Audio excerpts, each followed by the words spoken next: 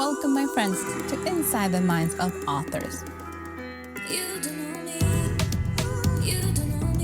I'm DC Gomez, and I'm thrilled you're joining me today for a fun conversation with a passionate author.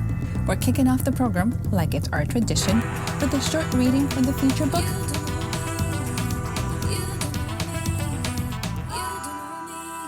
I hope you guys enjoy it. Let's get started. Good morning. My name is Alda P. Dobbs, and I am the children's book writer, and I'm the author of Barefoot Dreams of Petroluna, which is a middle grade historical novel inspired by my great-grandmother who came here from Mexico during the Mexican Revolution back in 1913. It's inspired by her trials of having to escape the Federales, cross the desert, which, she nearly died there, and reaching border. So I'm going to read a little bit from it because it's called Barefoot Dreams of Petroluna. So it explains a little bit of the background of what Barefoot Dreams means. And in this scene is where Petra and her family had found refuge in a church they came across in the desert. So it says, as I lay between Abuelita and Amelia, I told them about how I had learned to write my name. With my index finger, I traced invisible letters in the air. Petra. In the half-lit room, I saw Amelia's eyes widen. Maybe you can be a teacher one day. Abuelita chuckled. Being a teacher takes more. You have to go to school, buy books. It's for people who live in a different world than ours. I can go to school and learn to read in my world too, I said. You're trying to change who you are, and it'll drive you crazy, said Abuelita. Accept things as they are. Besides, knowing to write your name is a lot more than your mama, your papa, or I ever knew. I want to learn to write my name too, said Amelia.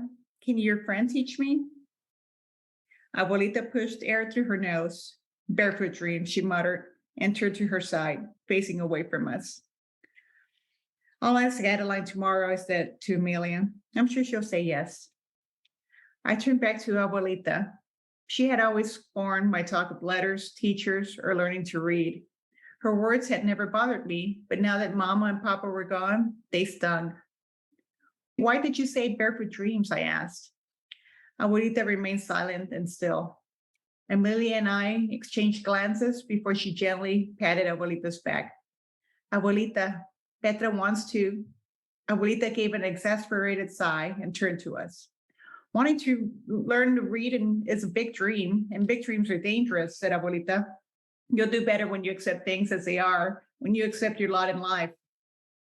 I closed my eyes for a moment. Those words, lot in life, always turned my insides. They made me feel sick. Petra, I know you mean well, said Abuelita. Her tone had softened.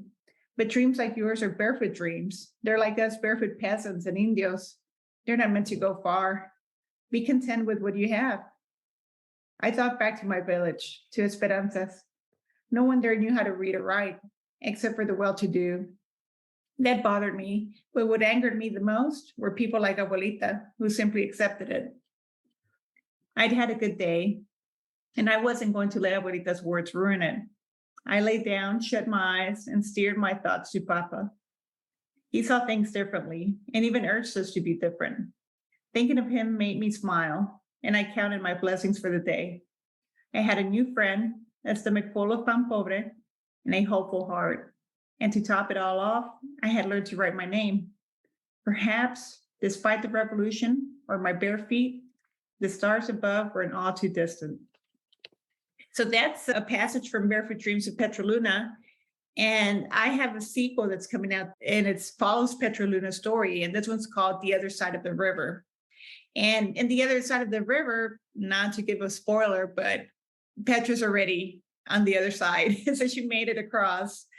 And now she's a refugee. She's a refugee in Texas. So I'm going to read a passage here about her time in the refugee camp.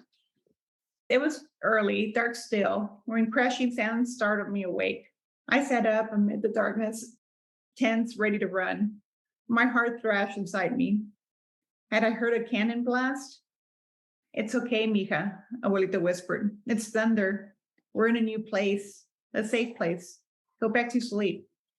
My eyes adjusted to the darkness and to the sudden lightning that flashed through the narrow gaps of her tent. We were in a new place, a new home. We were on the banks of the Rio Bravo and right in the middle of a refugee camp. My stomach soon awoke, and the nausea rising from its emptiness made me swallow hard. It was her third day in America, and despite having escaped the revolution in Mexico, hunger still had a tight grip on us. We'd heard the American soldiers were scrambling to find ways to feed us. There were nearly 7,000 people who had crossed the border bridge the day the Federals came to Piedras Negras. Many of us had run across with nothing but ragged clothes on our backs. Those who'd managed to bring a little bit of food, like cacti pads or stale tortillas, had since eaten every last bit. We'd been told we'd get food, but no one knew when. I made out Abuelita's figure as she sat on a wooden crate near the tent's entrance. She squeezed at her elbows, her shoulders, and every joint that complained about the cold, moist air.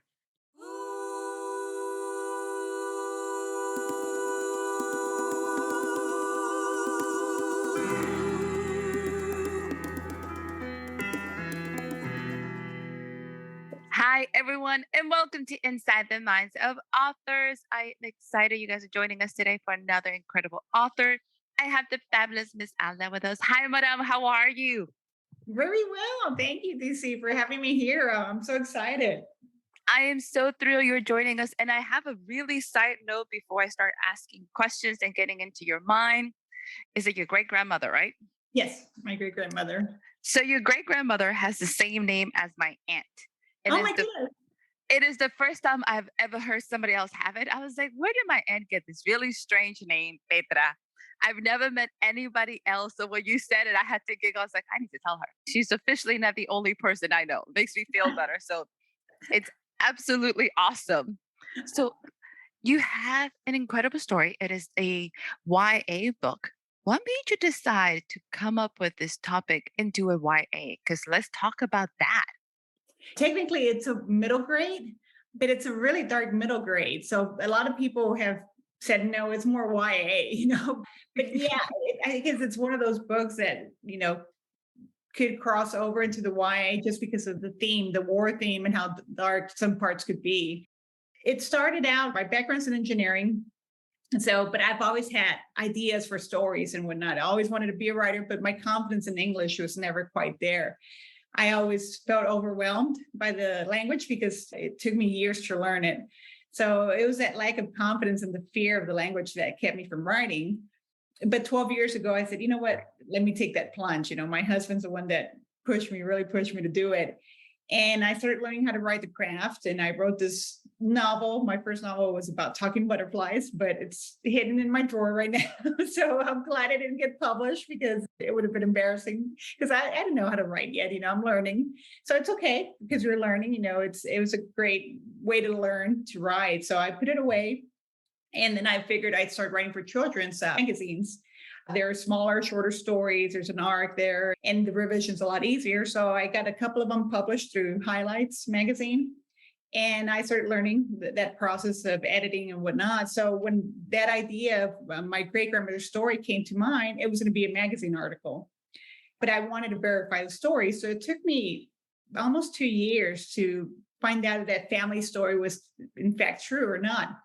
And once I found out it was true, and just the ordeal of what these people went through as they're invading the Federales and the war, I said, no, this has to be a book. I have to turn this into a book. So I decided to write a picture book about it. And again, picture books are tough. You only have so many words to write, and I had no idea what I was doing. So my picture book was 1,500 words, and I was trying to sell that.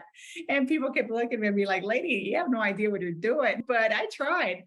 And finally, one agent saw it at a conference and she said, I love this. Let me see the rest of it. And I said, well, you're holding the whole manuscript. It's a picture book. And she said, oh, no, you have to turn this into a novel. I thought it was a chapter. So I want to see more what happens after and before this incident, this scene. And I said, oh, okay. So that took another 4 years for the research and to learn how to write. So total, I'd say it took about 7 years to write both novels. But that was the inspiration. So to give some context to our listeners, if you ever decide to write a picture book, it's 800 words. So this is why this is such a huge thing because I'm going, ooh, that's 2 books in one. That's a lot of books. So I can understand why your ages are going, wait, what just happened? So yes, so you're looking at a much more compressed, and trust me, it's hard because I have two children's books and I'm going, ooh, there's a lot of words that will not get done in this little book. So Oh, yes, yeah. you did a lot of research for these books, so they're historically accurate. You're looking at your family's transition from one world to another, which on itself is huge, but during the time of war is even more. When you started writing it and you did all this research, what kept you going? The fact that it's a powerful family story that I wanted to share with the world, just because it's an incident where 7,000 people are on a bridge begging for their lives, and that bridge is locked, it's closed, they're not letting anybody through. And when the federales show up, they're about to be slaughtered in that bridge. So my great grandmother was there pleading for her life. And finally, the Americans at that moment decided to open the gates and everybody ran across. And she forever felt grateful for that, for the Americans giving her refuge and letting her in through at that moment. And that's a powerful story I had to research. I never learned about that in school, in Texas history. And I went to school here in Texas all my life and never heard about the Mexican Revolution and its impacts and ramifications, with both sides of the border. And it's something that impacted both countries forever. You still see those impacts now, but they don't talk about it. So I said, this is something I want kids to learn about. It's a history that's been lost. So we got to resurface it and bring it out to the light. And hopefully I can encourage people to bring out their own histories too and share them with the world, because everybody's history is important. So we got to find out how our ancestors, the struggle for them to get here. And even once they're here, there's still a struggle to survive and fight stuff we take for granted now. I love the fact that you have a passage in your new book that says, we're in America, but we're still hungry. How many people can connect to that? That is such a very human emotion. We go to other places to find the American dream. If you come into the United States or wherever you're going, and you're looking across the world of the refugees going, they're still hungry. Just because you move location, the struggle has not changed. Yeah. So I love the way that you have such a young girl presenting that in such a powerful way. So that's beautiful. Oh, thank you. No, yeah, no, it's something that even myself, I was born in Mexico and migrated here. And as I grew up and met different people from different cultures, I saw the parallels and the struggles, and I wanted to shine light on that. And then the second book, The Other Side of the River, I give Petra a mentor, and it's an Irish nun who's an older lady and brings her backstory of escaping Ireland and her struggles. They parallel each other. Like we mentioned, even though you're here, there's still a struggle to fight to survive. And to assimilate. A lot of people find that once you move to a place, like, well, assimilate. It's not as easy. Let's just kind of slow that pattern. It takes time to understand a culture. It takes time to learn a language. So you have said it took you years to learn how to write. I think we got to be a little bit more specific for all of our listeners, because you are an engineer.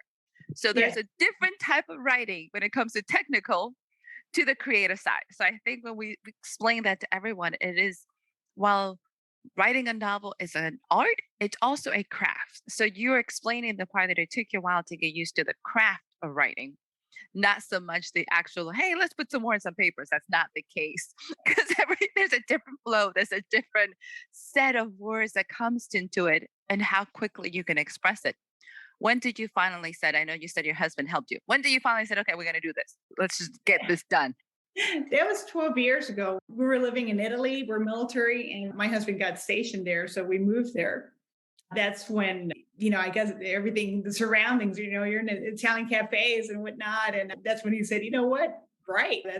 You're there. There's inspiration in every corner. Just start writing. So I began writing there when I was in Italy. But you're right. The whole creative process is something I struggled with it initially.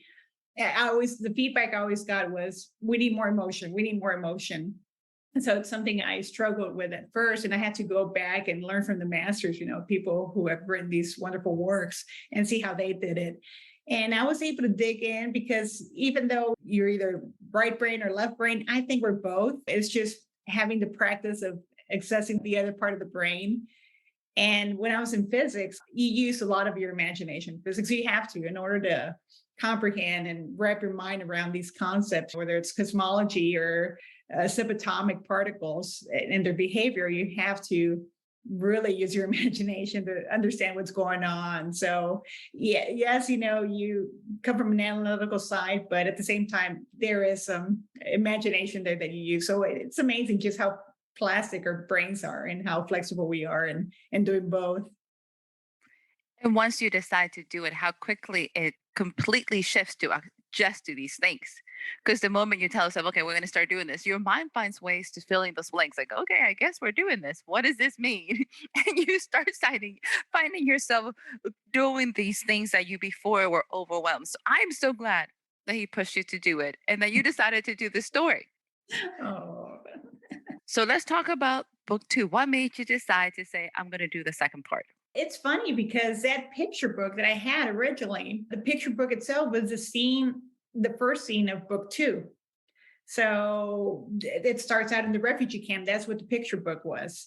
Once that agent told me she wanted to see what happened before and after, that's when I said, okay, if I want to write a book, I want to see what led her to be in that refugee camp. So let me start from the beginning and let me explain her journey. So that pretty much was book 1. And Petra's desire and her dream is to learn how to read and write. So that's a dream, I wanted to see if she could achieve at the end. So that took me to the other extreme because another thing that happened too is that my great grandmother was in that refugee camp. And after 5 weeks of being in the refugee camp, and by the way, she was very grateful to the Americans because she said there were, corn, sugar, beans every day. And she said even a chicken, they got one whole chicken a day.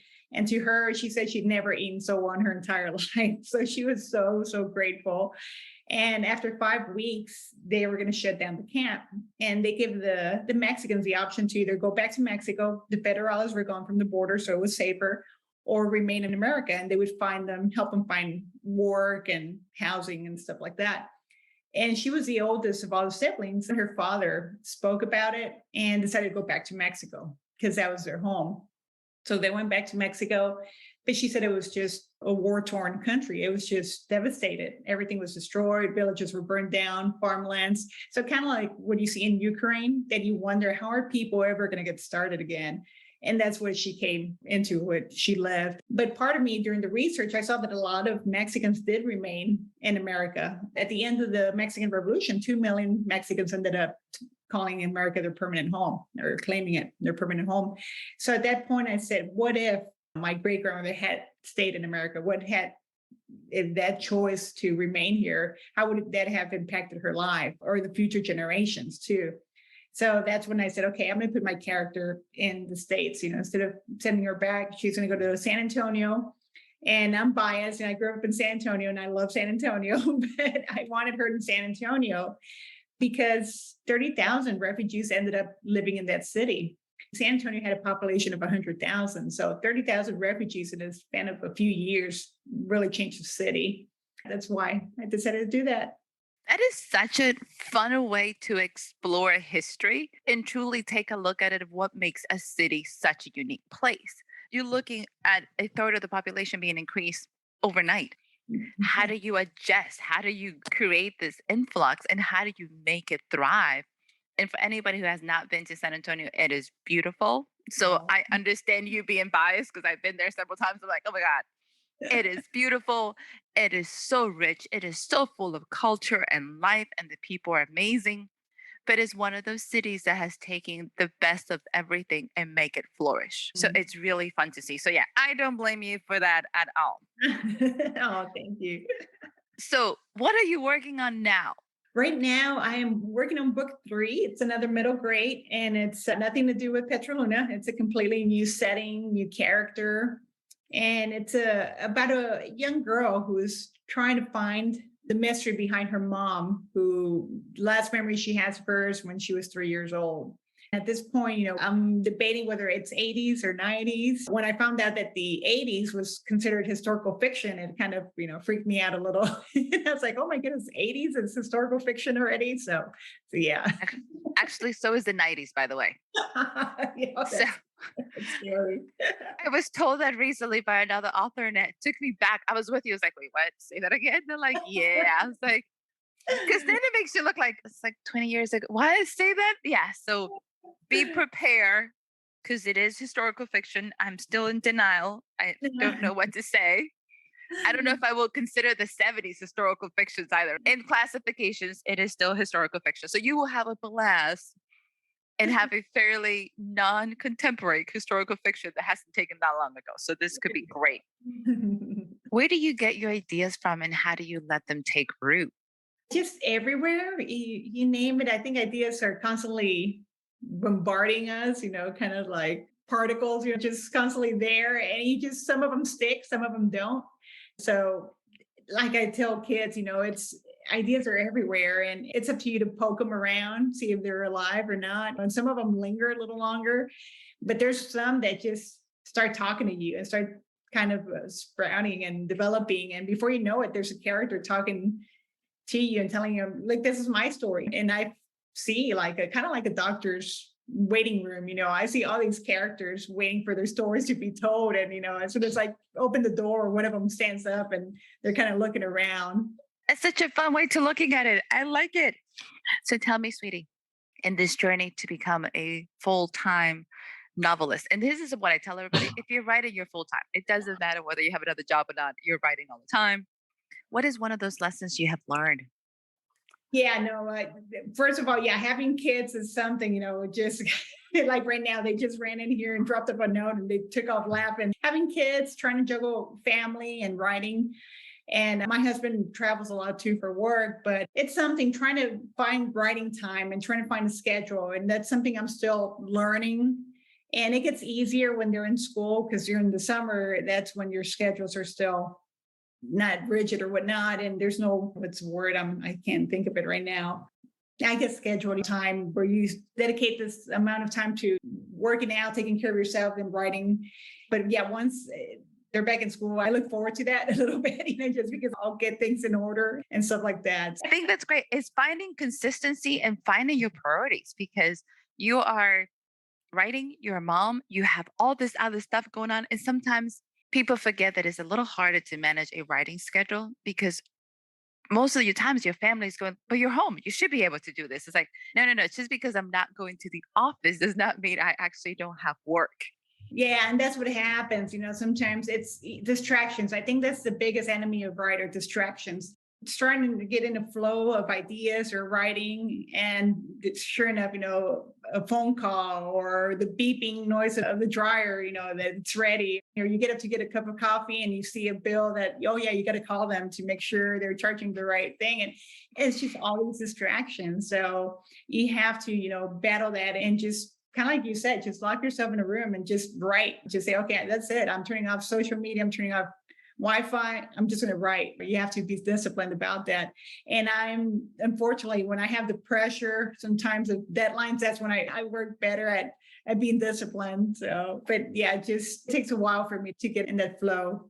I think we all do. I think deadlines is our greatest motivator because then you can't just not do it. You're like, oh, gotta go. Like, I actually have to get this done today. I don't have the rest of the week. So completely understand.